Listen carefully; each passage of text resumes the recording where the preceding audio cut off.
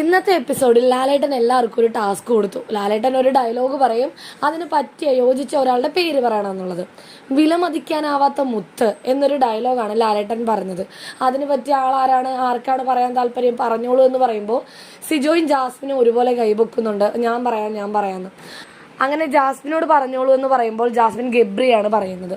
ലാലേട്ട, എനിക്ക് വിലമതിക്കാനാവാത്ത മുത്ത് ഗബ്രി തന്നെയാണ്. ഞാൻ ഇവിടെ വന്ന് ഈ നിമിഷം വരെ എനിക്ക് ഗബ്രിയെ തന്നെയാണ് ഇഷ്ടം. ആ ഒരു ഫ്രണ്ട്ഷിപ്പ് എനിക്ക് ഒരിക്കലും മറക്കാൻ പറ്റില്ല. ഇതാന്നൊക്കെ ഇങ്ങനെ ജാസ്മിൻ പറയുകയാണ്. ഈ അവസാന ദിവസങ്ങൾ എണ്ണപ്പെട്ട് കഴിഞ്ഞല്ലോ. ഇപ്പോഴും ജാസ്മിൻ ഗബ്രിയെ കുറിച്ച് പറയുകയാണെങ്കിൽ ജാസ്മിനും ഗബ്രിയുമായിട്ടുണ്ടായിരുന്ന ഒരു ബന്ധം സാധാരണ ഒരു ഫ്രണ്ട്ഷിപ്പോ സാധാരണ ഒരു ബന്ധമോ അല്ല.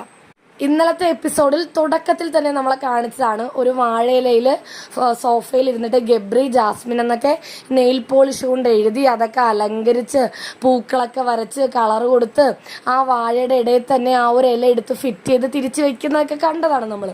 അതുപോലെ വാപ്പായും ഉമ്മായും ഒക്കെ വന്ന എപ്പിസോഡുകളിലാണെങ്കിലും അവർ ഫോട്ടോ എടുത്തുകൊണ്ട് പോയി മാല, ഗബ്രിയുടെ ഓർമ്മയ്ക്ക് വേണ്ടിയുള്ള മാല അതും അഴിച്ചുകൊണ്ട് പോയി. ഇതൊക്കെ ചെയ്തിട്ടും ഒരു പ്രയോജനവും ഇല്ലെന്ന് ഇന്നത്തെ എപ്പിസോഡിൽ മനസ്സിലാക്കാം. ജാസ്മിന്റെ മനസ്സിൽ മുഴുവനും ഇപ്പോഴും ഗബ്രി തന്നെയാണ്.